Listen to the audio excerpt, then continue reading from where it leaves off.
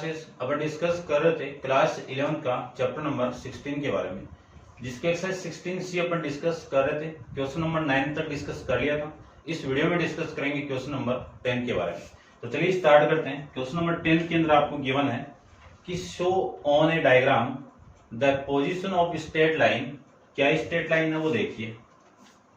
Straight line आपको given है x into cos 30 degree plus y into sine 30 degree equal to 2 in relation to coordinate axis. ठीक है, indicating the clearly with the angle is 30 degree and with the length is 2 unit. देखो सबसे पहले इस equation को आप जानते हो, ये इक्वेशन किस टाइप की है? नॉर्मल फॉर्म की टाइप की है।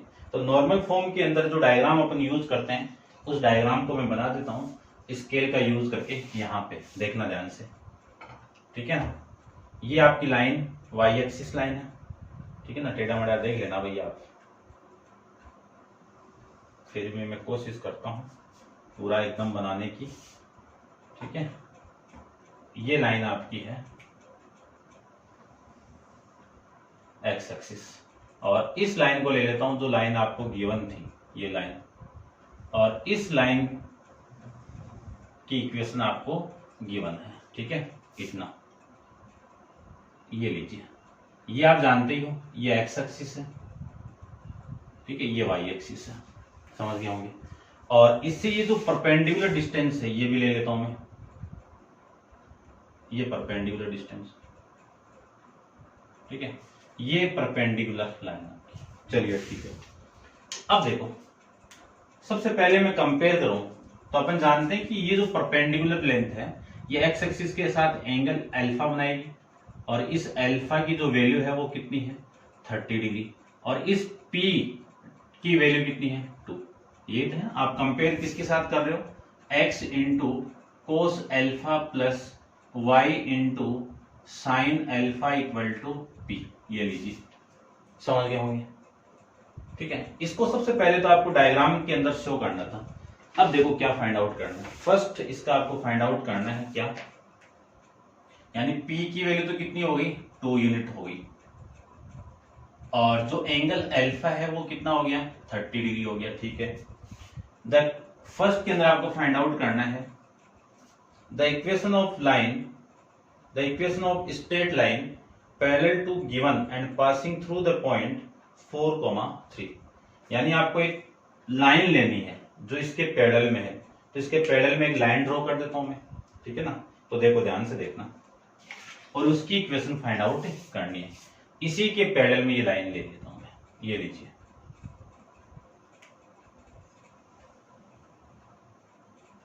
ये आपकी लाइन है, ठीक है भाई, समझ गए होंगे आप।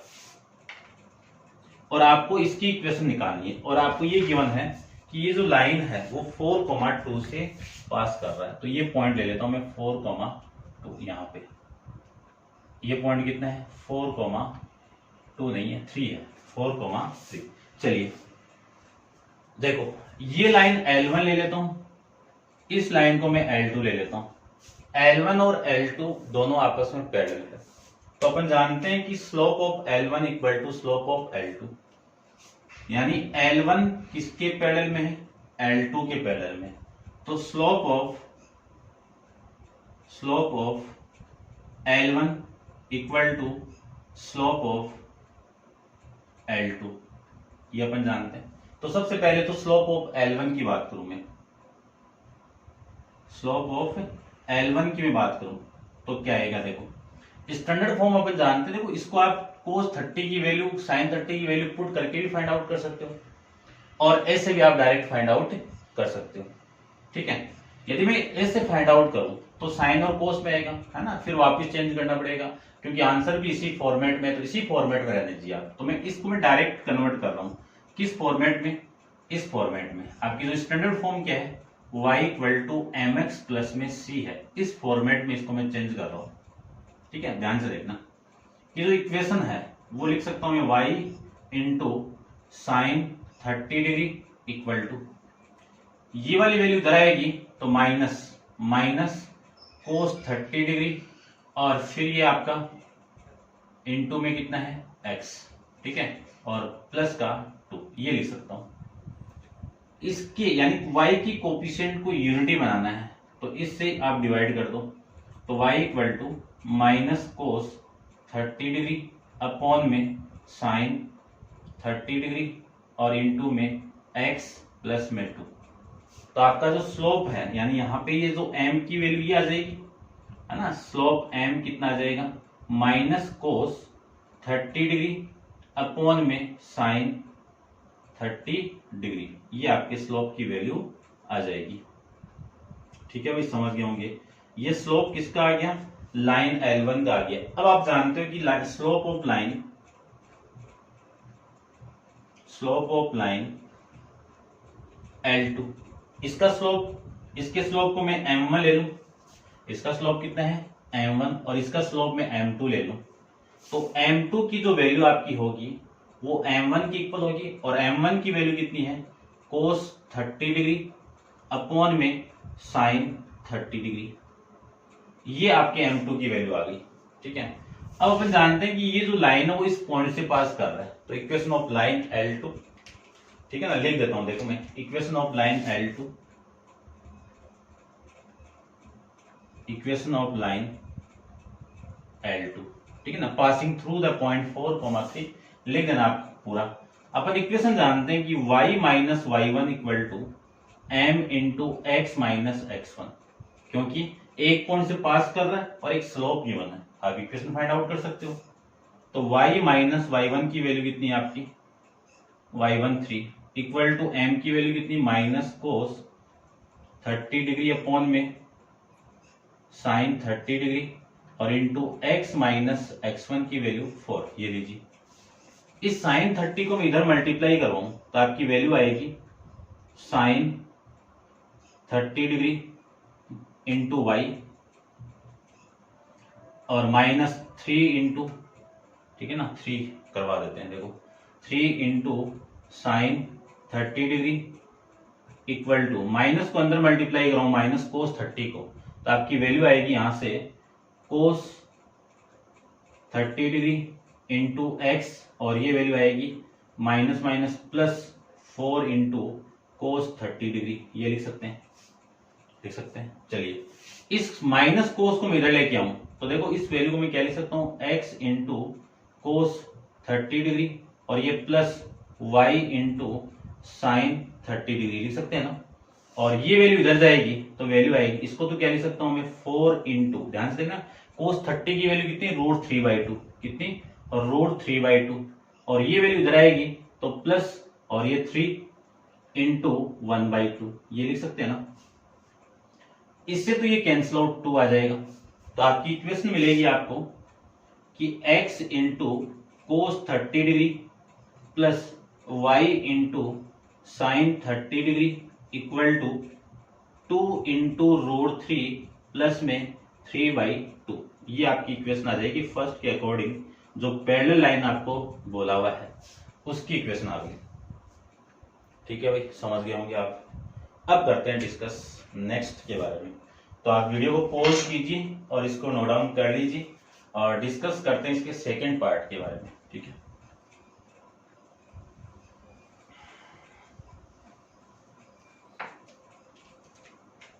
देखिए सेकंड पार्ट में क्या गिवन है। सेकंड पार्ट में आपको गिवन है कि the length of perpendicular from the origin on this line यानी ये लाइन है ना, ये आपको टोटल डिस्टेंस फाइंड आउट करनी है, ये वाली। इस पॉइंट को मैं कुछ भी ले लो, आपकी मर्जी है, क्या ले, m और n ले लेता हूं, ठीक है ना, ये m है पॉइंट और ये आपका n है। आपको ON निकालना है ना, परपेंडिकुलर डिस्टेंस तो ये है ना, परपेंडिकुलर डिस्टेंस तो ये है ना, दोनों पैरेलल है तो ON लेंथ ऑफ ON। अब ये जो ON लेंथ है वो आपकी perpendicular length from origin point है, और ये क्या है नॉर्मल फॉर्म के लिए ये P वाली ये डिस्टेंस हो जाएगी आपकी, तो आपकी जो लेंथ है वो कितनी आ जाएगी। ठीक है, मैं लिख देता हूं डायरेक्टली 2 इंटू √3 प्लस में 3/2, क्योंकि इसमें कौन सी थी, ये 2 थी ना, तो इसमें भी ये थी, तो ये लेंथ आ जाएगी इसका थर्ड अपन को फाइंड आउट करना है। क्या थर्ड फाइंड आउट करना है कि the distance between the two parallel line, distance between the two parallel straight line, ये डिस्टेंस निकालनी है। यहां से देखना, मैं बना देता हूं अलग कलर से। ये वाली डिस्टेंस आपको निकालनी है, इतनी, ये वाली, ठीक है। अब ये डिस्टेंस कैसे आएगी, m1 निकालनी है आपको। m1 कैसे आएगी, टोटल ON में से ये OM माइनस कर दो, ये लीजिए OM माइनस कर दो, आ जाएगी वैल्यू, ठीक है। अब देखो OM को तो डायरेक्ट आप 2 लिख सकते हो, लेकिन इसको तो नहीं लिख सकते हो ना। इसको मैं OM की वैल्यू में फाइंड आउट करूं तो देखो मैं लिख सकता हूं 2 इंटू √3 को क्या लिख सकता हूं 1.73 लिख सकता हूं, और प्लस में 3/2 को क्या लिख सकता हूं 1.5 लिख सकता हूं। इसी को मैं 2 से मल्टीप्लाई करवा दूं तो ये वैल्यू आएगी 6.4 पॉइंट, और ये कितना आपका 3 और प्लस 1.5, इन दोनों का आप ऐड करोगे तो 4.96 ON आ जाएगा। तो MN इक्वल टू 4.96 में से आप माइनस करवा दो 2.00 को, तो वैल्यू आएगी 2.96 यूनिट आ जाएगी। क्या वैल्यू आएगी आपकी 2.96 वैल्यू आ जाएगी भाई, ये लीजिए, समझ गए होंगे आप, ठीक है। करते हैं डिस्कस नेक्स्ट आपका क्वेश्चन नंबर 11 के बारे में। तो देखिए क्वेश्चन नंबर 11 क्या है आपका, वीडियो को पॉज कीजिए और इसको नोट डाउन कर लीजिए, ठीक है। लाइक शेयर आप करना, क्योंकि करोगे तो मैं और बेटर कर पाऊंगा, नहीं करोगे तो अब आप ही देख लो, ठीक है ना। चलिए, क्योंकि 11 की रिक्वेस्ट के अकॉर्डिंग ही अपलोड हो रहा है ये सब कुछ, और देखो, ठीक है ना। क्वेश्चन नंबर 11, ठीक है ना। और आप सोच रहे हैं कि सर तो अपने फायदे के लिए पढ़ा रहे हैं ना, अभी तक मेरा कुछ कोई फायदा नहीं हुआ, इतना वीडियो अपलोड कर दिया, कुछ भी फायदा नहीं हुआ, ठीक है ना। तो आप सपोर्ट करो, सपोर्ट करोगे तो कुछ होगा, ठीक है। चलिए देखिए क्वेश्चन नंबर 11, फिर भी बहुत डिमांड आ रही है, सर ये चैप्टर अपलोड करो, सर ये चैप्टर अपलोड करो, सर पहले ये कर दो, है ना, ठीक है ना। और फिर बोलते हैं सर ये तो आपने ऐसे कर दिया, इसमें मिस्टेक हो गई, लेकिन कई बच्चे बोलते हैं सर सही नहीं था ये, ठीक है ना। थोड़ा बहुत आप कर सकते हो, ठीक है ना, क्योंकि बोर्ड पे मैं भी करवा रहा हूँ पूरा एकदम एग्जैक्ट, कैलकुलेशन में दिक्कत आ जाती है, वो ठीक है, वो आप बताओ, लेकिन कई बार ऐसे उल्टा बोल देते हैं थोड़ा सा, ठीक है ना। बताना बहुत गलती हो जाती है, कोई दिक्कत नहीं। चलिए देखिए थोड़ी इन बातों को करते हैं discuss. A straight line x upon में a माइनस y अपॉन में b equal to 1 passes through the point 8,6 and the cut off triangle of area 12 unit from the axis of the coordinate, find the equation of straight line। देखो भाई पहले तो इस equation को ध्यान से देखो, ये नेगेटिव आ गया तो सीधी सी बात है नीचे की तरफ बनेगी लाइन, यानी इस लाइन को मैं क्या बना सकता हूं, ऐसे बना सकता हूं, ध्यान से देखना, ये टेढ़ी मेढ़ी बन रही है भाई, ये लीजिए, ठीक है, थोड़ा वो देख लो, ये लीजिए नीचे की तरफ, ये पॉइंट तो हो गया आपका a,0 पॉइंट ए इस कोऑर्डिनेट के अकॉर्डिंग, यानी इस इंटरसेप्ट के अकॉर्डिंग, और ये पॉइंट हो गया आपका 0, -b, और ये लाइन आपकी, और ये तो आप जानते हो ओरिजिन पॉइंट है 0, ठीक है। तो ABO यानी ट्राइंगल, एरिया ऑफ ट्राइंगल दिया हुआ आपको, एरिया ऑफ ट्राइंगल AOB कितना दिया हुआ है 12 स्क्वायर यूनिट दिया हुआ है ना, ये भाई एरिया आपको 12 यूनिट ही गिवन है ना, एक्चुअली के अंदर स्क्वायर होता है आपका एरिया, ये लीजिए ये गिवन है आपको। चलिए ठीक है, और आपको फ्रॉम द एक्सेस, और ये किस पॉइंट से पास कर रहा है 8, ये आगे जाके 8, यहाँ पे ले लेता हूँ, सपोज रफ डायग्राम है ना, चलो मैं इसके ऊपर ले लेता हूँ, ये जो पॉइंट आपका वो है 8,6 से ये क्या कर रहा है पास कर रहा है, ठीक है भाई, इससे पास कर रही है, तो इस लाइन की इक्वेशन आपको फाइंड आउट करना है। तो देखो आधा काम हो गया होगा, आपको करना क्या है, कैसे करना है वो मैं बताता हूँ यहाँ पे। सबसे पहले जो इक्वेशन गिवन है उसकी इंटरसेप्ट फॉर्म में गिवन है आपको, ठीक है, और वो किस लाइन से पास कर रही है, इस पॉइंट से पास कर रही है, तो सबसे पहले इस पॉइंट को इसमें पुट कर दो, ठीक है ना, तो मैं क्या लिख सकता हूं कि equation of line x upon a minus y upon b equal to 1 passing through the point, ये लिख दो, पासिंग थ्रू द पॉइंट क्या पॉइंट 8,6, ठीक है, इस पॉइंट से पास कर रहा है। तो आपकी इक्वेशन क्या मिली, 8 अपॉन में a माइनस 6 अपॉन में b इक्वल टू 1। इसी का मैं एलसीएम लेके सोल्व करूं तो ये इक्वेशन मिल जाएगी आपको, ये आप कर सकते हो भाई, ठीक है ना। ab इक्वल टू ये आ जाएगा, और इसी को मैं क्या लिख सकता हूं 8b minus 6a equal to ab, ये लीजिए, ये आ गया आपका, ठीक है, इतना आप समझ गए होंगे, ठीक है भाई। अब देखो, अब कंडीशन ये दी हुई है एरिया ऑफ ट्राइंगल, ठीक है ना। तो मैं सबसे पहले तो एरिया ऑफ ट्राइंगल का फॉर्मेट लिखता हूं कि एरिया ऑफ ट्राइंगल, इसका फॉर्मेट क्या होता है वो देखो, 1/2 mode of x1 into y1 y2 minus y1 y3 plus x2 into y3 minus y1 plus x3 into y1 minus y2, ये आपका फॉर्मेट होता है। स्क्वायर यूनिट में एरिया आ जाएगा, ठीक है। इसमें वैल्यू में पुट कर दूं, देखो area of triangle find out करना है, क्या फाइंड आउट करना है, area of triangle ABC, area of triangle AOB, ये फाइंड आउट करना है। तो 1/2 मोड ऑफ, देखो ये तो मैं x1 और x2 y1 ले लो, और ये पॉइंट आपके x2 और y2 हो गया, और ये पॉइंट आपका x3, y3 हो गया। पॉइंट पुट करूं तो x1 की वैल्यू a है, ये a लीजिए, y2 की value 0 minus b, 0 minus b, ये लीजिए 0 माइनस b, ये आ जाएगा। फिर प्लस x2 कितना है 0, अब 0 के साथ आप कुछ भी मल्टीप्लाई करोगे तो 0 आएगा, ठीक है ना, मैं छोड़ देता हूं, आप कर लेना। फिर x3 कितना है, ये भी 0 है, तो 0 के साथ आप कुछ भी मल्टीप्लाई करोगे तो इसकी वैल्यू भी 0 आएगी। एरिया ऑफ ट्राइंगल AOB, ये कितना आपका 12 है, और ये 1/2 into mode of a minus minus plus, तो 0 प्लस b कितना b, तो AB वैल्यू आ गई। ये इधर मल्टीप्लाई होगा तो कितना 24 इक्वल टू AB, है ना। AB का आप मॉडुलस करोगे तो AB आएगा, तो AB की जो वैल्यू आपकी आ गई वो कितनी आ गई 24 आ गई।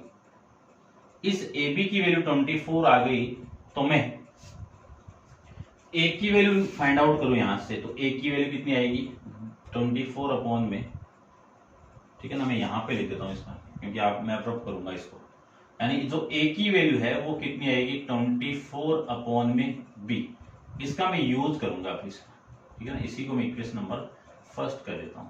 चलिए ठीक है, अब आप एक बार इतना नोट डाउन कर लो, अब अपन डिस्कस करते हैं इसके आगे, ठीक है। ये रब कर दूं अब, चलिए ठीक है।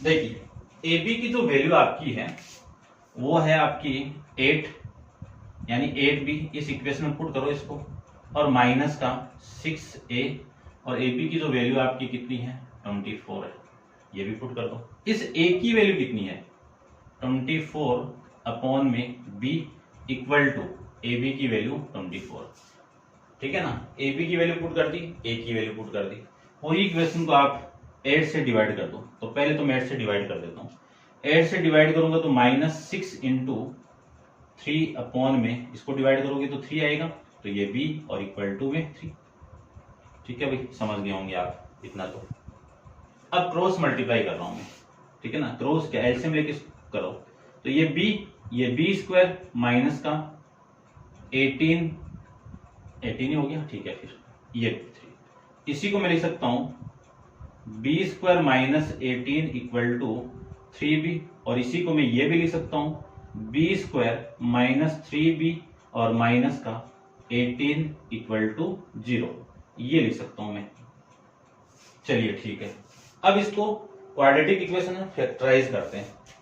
तो इसका मैं फैक्टराइज करूं तो देखिए ध्यान से, बी स्क्वायर माइनस 3b को क्या ले सकता हूं, 6b प्लस का 3b और माइनस का 18 इक्वल टू 0। क्वाड्रेटिक इक्वेशन पूरा कंप्लीट पढ़ के आए हो आप, 11th में भी और 12th में, ये कर सकते हो आप। तो b कॉमन निकाल लीजिए, तो b माइनस 6 प्लस 3 को मैं कॉमन निकाल दूं तो b minus 6 equal to 0। b minus 6 को मैं कॉमन निकाल दूं तो b प्लस 3 इक्वल टू 0। ठीक है, अब b माइनस 6 इक्वल टू 0 होगा या फिर होगा आपका b प्लस 3 इक्वल टू 0।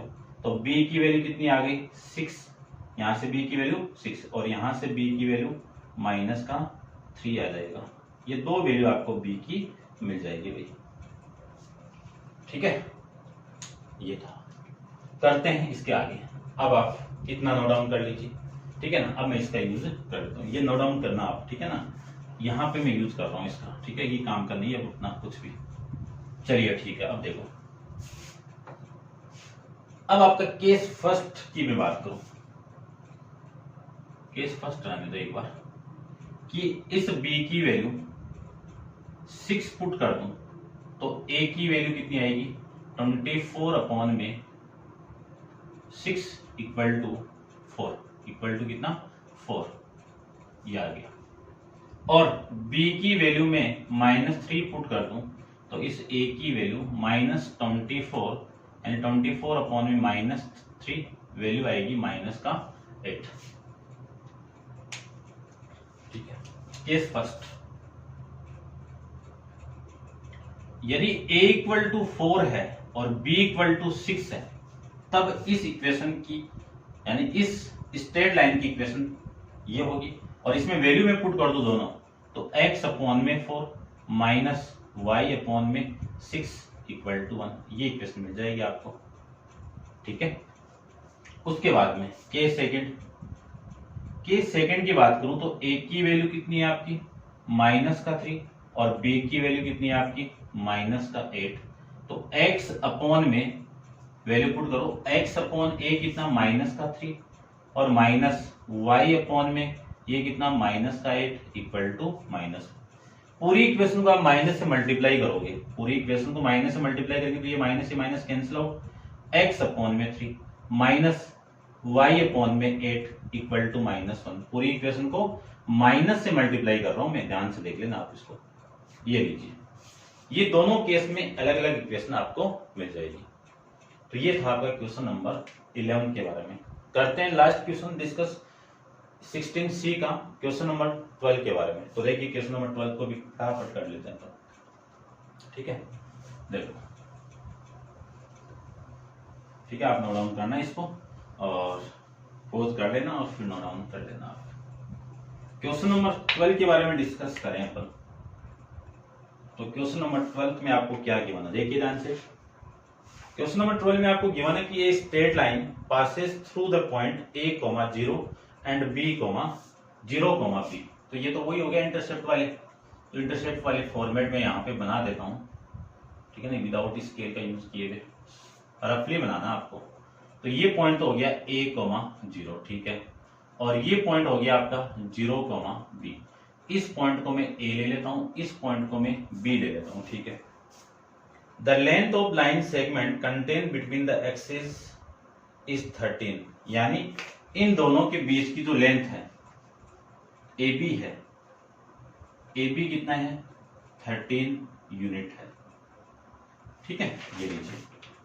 फिर बोला है कि द प्रोडक्ट ऑफ इंटरसेप्ट, यानी इन दोनों इंटरसेप्ट का प्रोडक्ट, इंटरसेप्ट कौन से, ये A और ये आपका B, इन दोनों का प्रोडक्ट, ये कितना आपका 60 है, ये कितना है 60, इसका तो बाद में यूज करेंगे। फिर calculate the value of A and B and find the equation of straight line, यानी आपको इक्वेशन स्ट्रेट लाइन की इक्वेशन निकालनी। कब इक्वेशन फाइंड, यानी इंटरसेप्ट की वैल्यू A एंड B की वैल्यू फाइंड होने के बाद में निकालनी है, ठीक है ना। तो देखना अच्छा क्वेश्चन है, देखो सबसे पहले मैं डिस्टेंस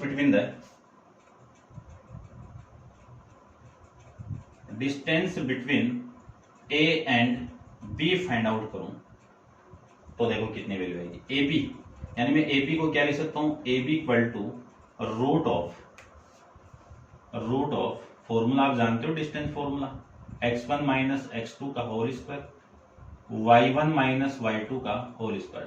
10th क्लास में पढ़ के आए हो आप। इस पूरे की वैल्यू तो अपने पास में है, कितनी है 13, इक्वल टू रूट ऑफ, ये आपका x1 है, ये x2 है, तो a माइनस 0 का होल स्क्वायर प्लस ये 0 माइनस बी का होल स्क्वायर, है ना, 0 माइनस बी का होल स्क्वायर। इतना समझ गया हूं। यहां से स्टार्ट कर रहा हूं मैं, तो रूट ऑफ, इसको देखो, a माइनस 0 कितना, a का स्क्वायर कितना, a square, plus 0 minus B कितना, माइनस बी का होल स्क्वायर कितना, बी स्क्वायर, ये इसकी वैल्यू, और इक्वल टू में कितना हो गया 13। दोनों तरफ आप स्क्वायर करोगे तो squaring both side, a square plus B square equal to 169, ये आपकी इक्वेशन नंबर फर्स्ट आ जाएगी, इक्वेशन नंबर फर्स्ट, ये लीजिए। और यहां से एक इक्वेशन और आ जाएगी, इसी को मैं लिख सकता हूं a की वैल्यू, या b की निकाल देता हूं मैं, b की कर देता हूं, ठीक है, b की निकाल दें, चलो निकाल। b की वैल्यू कितनी आएगी 60 अपॉन में a, ये b की वैल्यू आ गई, ठीक है। ये इक्वेशन नंबर आपकी सेकंड है। इक्वेशन नंबर फर्स्ट में सेकंड को मैं पुट कर दूं तो आपकी वैल्यू आएगी a स्क्वायर प्लस b की वैल्यू कितनी है 60 अपॉन a का होल स्क्वायर, और इक्वल टू में कितना है 169। इसी का मैं एलसीएम लूं, यानी स्क्वायर कर दूं, तो a स्क्वायर, इसका स्क्वायर करो 3600 अपॉन में a स्क्वायर, और इक्वल टू में 169। पूरी इक्वेशन को a स्क्वायर से मल्टीप्लाई कर दो, तो a की पावर 4 प्लस 3600 इक्वल टू 169, इसको a स्क्वायर से मल्टीप्लाई करें तो a स्क्वायर, और इसी को मैं लिख सकता हूं, देखो क्वाड्रेटिक, यानी इस फॉर्मेट में माइनस 169 a स्क्वायर और प्लस में 36 0 इक्वल टू 0, ये आपकी एक इक्वेशन मिल जाएगी, ठीक है। तो अब आप लेट करके थोड़ा सा इसको मान लीजिए क्वाड्रेटिक फॉर्मेट में, तो मैं क्या मान लूं इसको, a की पावर 2 को यदि मैं t पुट कर दूं, t कर दो, ठीक है, t पुट कर दूं, तो आपकी इक्वेशन क्या मिलेगी, t की पावर 2, क्योंकि t a की पावर 2 का होल स्क्वायर है, तो एक a स्क्वायर की वैल्यू t है, तो इसका स्क्वायर कर दो, माइनस 169 t ओनली t, और ये प्लस का 3600 इक्वल टू 0, ये क्वाड्रेटिक इक्वेशन। फैक्टराइज करें तो फैक्टराइज कर देता हूं, टी स्क्वायर 169 के से दो फैक्टर जिनका मल्टीपल तो कितना 3600 हो और उनका सम कितना हो 169 हो, तो ऐसी दो वैल्यू 144 और 25, दोनों को ऐड करोगे तो माइनस का 169 आएगा, दोनों को मल्टीप्लाई करोगे तो ये आ जाएगा, ठीक है, और ये प्लस का 3600 इक्वल टू 0। यहां से t को कॉमन निकाल दो, तो t माइनस 144, और यहां से मैं 25 को कॉमन निकाल दूं तो t माइनस 144 इक्वल टू 0। यहां से आपका फैक्टर कॉमन आएगा t माइनस 144, और ये फैक्टर कॉमन आएगा t माइनस 25 इक्वल टू 0। दोनों को आप 0 के इक्वल पुट करोगे तो t की एक वैल्यू तो आएगी 144, और दूसरी जो वैल्यू आएगी वो t इक्वल टू 25, तो एक वैल्यू तो ये मिल गई और एक वैल्यू आपको ये मिल गई, ठीक है। अब मैं यहां पे पुट करूं कि a स्क्वायर की वैल्यू t की वैल्यू यदि मैं 144 पुट करूं तो a की वैल्यू कितनी आ जाएगी प्लस माइनस 12 आ गई, प्लस माइनस 12 आ गई। और दूसरे केस के अंदर a स्क्वायर की वैल्यू में 25 पुट करूं तो a की वैल्यू कितनी आ गई प्लस माइनस 5 आ गई। ये दो केस आपको मिल जाएंगे, ठीक है। अब इन दोनों केस का मैं यूज करके इक्वेशन फाइंड आउट करूंगा। ये इंटरसेप्ट फॉर्म है और इस इंटरसेप्ट फॉर्म की जो इक्वेशन आपकी होगी वो x अपॉन में a प्लस y अपॉन में b इक्वल टू 1, इसमें वैल्यू अपन पुट करेंगे a एंड b की। तो एक बार इतना आप नोट डाउन कर लीजिए, ठीक है। अपन करते हैं इसको फाइंड आउट। चलिए देखो, ये काम का नहीं है, अब अपना जो काम का है वो ऊपर छोड़ दिया मैंने, करते हैं डिस्कस इसके बारे में। देखिए ध्यान से, केस फर्स्ट की मैं बात करूं, केस फर्स्ट तो रहने दो आप। देखो सबसे पहले मैं ए की वैल्यू पॉजिटिव 12 पुट कर दूं तो बी की वैल्यू कितनी आएगी 60 अपॉन ए, 60 अपॉन में ए, ये आएगा का 5। यदि मैं ए की वैल्यू -12 पुट कर दूं तो इस बी की वैल्यू आएगी 60 अपॉन में -12 इक्वल टू माइनस का 5। इतना आप समझ गए होंगे। उसके बाद में यदि मैं ए की वैल्यू +5 पुट करूं तो इस बी की वैल्यू कितनी आएगी 60 अपॉन में ए, ए की वैल्यू कितनी है 5 और ये वैल्यू आ गई आपकी 12। और a इक्वल टू मैं -5 पुट करूं तो b की वैल्यू आपकी आएगी 60 अपॉन में -5 इक्वल टू माइनस का 12। ये 4 केस आपको मिलेंगे, ठीक है, जिनमें से ये 12 हो गया, ये 12 हो गया, ठीक है। तो देखो जिनमें से अपन एक नेगेटिव वाला ले लेते हैं, ये दोनों ले लेते हैं, ठीक है ना। यहां से आपकी वैल्यू सेम ही आएगी ना, देखो ये 5 है इसकी और ये है सेम ही है। तो ये वाला केस ले लेता हूं मैं इन दोनों को, ये केस, क्योंकि ये तो सेम आ जाएंगे दोनों।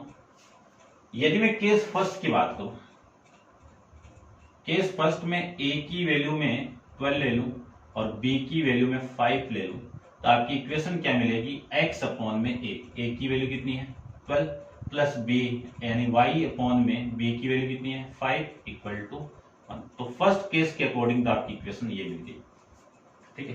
केस सेकंड की मैं बात करूं, केस सेकंड की, तो आपकी इक्वेशन आएगी x अपॉन में a की वैल्यू तो कितनी लेनी है यहाँ पे 5, ये -12, ठीक है ना। इससे तो ये आएगा ना, सेम ही आ जाएगा भाई इससे। तो ये लीजिए आप, ये वाला, इससे ये आ जाएगा। देखो आप -12 वाला केस पुट करोगे तो माइनस से मल्टीप्लाई करोगे तो आ जाएगा ना वैल्यू सेम। और दूसरा केस ये ले लो, क्योंकि इसको इसका सेम, ये आप ये मत लो, ये नहीं है, ये केस और ये केस लो।